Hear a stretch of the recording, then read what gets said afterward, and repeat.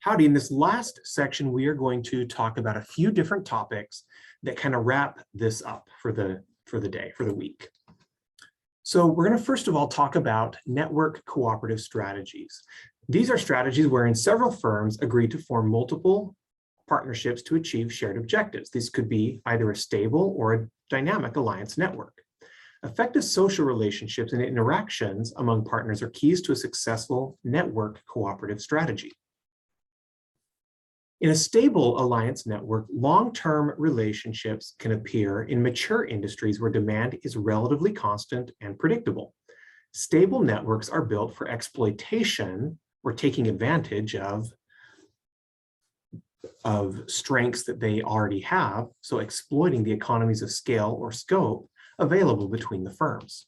In a dynamic alliance network, arrangements are made that may evolve with industries and rapid technological change leading to short product life cycles, always looking for new things. These are primarily used to stimulate rapid value-creating product innovation and subsequent successful market entries.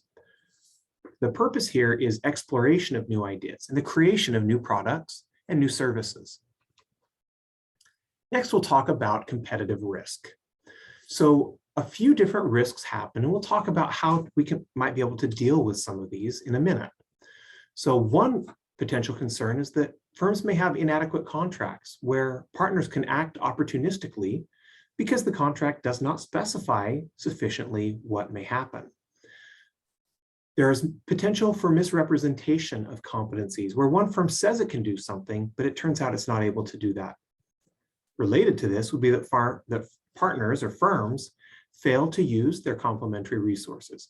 Maybe they have those competencies, they're not misrepresented, but they hold back and don't provide the investment or the resources as originally expected.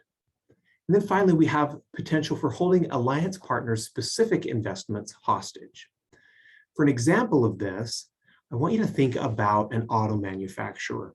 Take Ford, for example, that may work with a very specific set of suppliers for specific Ford auto parts. They contract with these smaller suppliers to produce a fender. A fender for a Ford vehicle looks very different than a General Motors vehicle. And for that matter, it's so specific that the machinery to make that fender is only good for one make and model of vehicle. If the larger company were to come back and say, now that you have developed all of this, we actually found a different partner to work with that can give us a better price, they can use that investment that's already been made, hold it hostage in order to try and force better terms.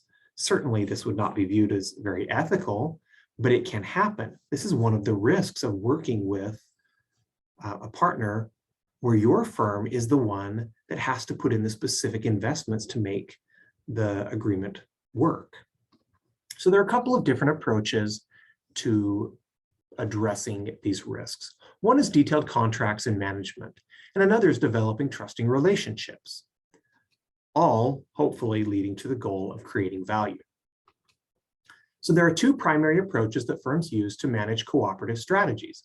These are cost minimization. In this approach, the firm develops formal contracts with its partners that specify how the cooperative strategy is to be monitored and how partner behavior is to be controlled. With this approach, you're getting the lawyers involved and really trying to specify exactly what will happen, what is expected, and the benefits that should arise from this agreement. In contrast to this, we have the opportunity maximization approach. In this approach, the firm develops less formal contracts with fewer constraints on partners' behaviors, making it possible for partners to explore how their resources can be shared in multiple value-creating ways. So the last question that I have for you for Chapter 9 is, how could a cost minimization approach to managing cooperative strategies affect innovation?